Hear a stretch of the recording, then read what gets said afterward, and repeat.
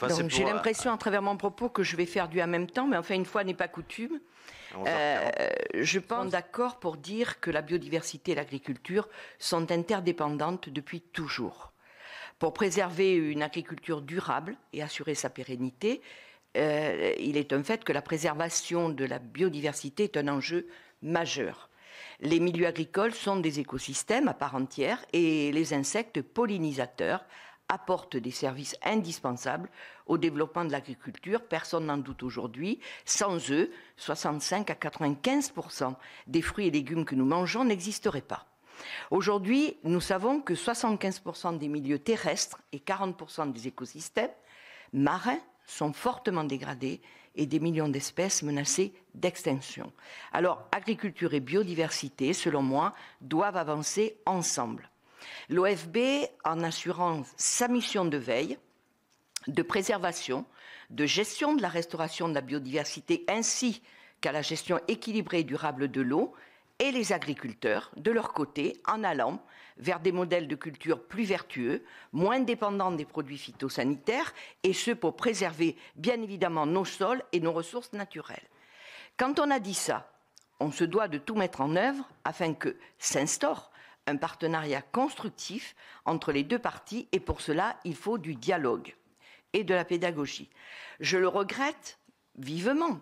J'ai bien entendu tout ce que vous venez de dire, mais sur le terrain, le qualificatif même de police et le port d'armes de la part des agents de l'OFB ne leur facilitent pas toujours la tâche et ne sont pas de nature forcément à faciliter le dialogue.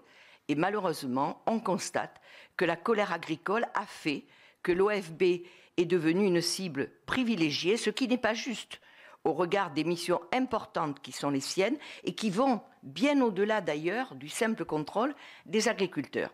Dans un contexte où le monde paysan n'arrive plus à vivre de ses revenus, il est en perte de repères. Certes, il doit respecter les normes environnementales et être contrôlé, mais pour cela, il faut que tout ça se fasse dans une démarche d'accompagnement et de conseil. Je vais avoir fini, Monsieur le Président. Le fond du problème reste que les agriculteurs puissent vivre de leur métier et que l'OFB continue d'assurer ses missions de protection de la biodiversité avec conviction et qu'elle soit défendue pour cela, mais aussi dotée des moyens humains et financiers nécessaires. Un délégué syndical de l'Office français de la biodiversité déclarait récemment « Nous ne sommes pas des méchants cow-boys, pas plus que les agriculteurs, sont des méchants délinquants ».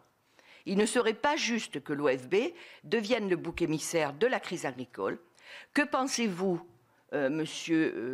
Madame la Présidente et Monsieur le Directeur, de la convention proposée par le ministre entre l'OFB et les chambres d'agriculture?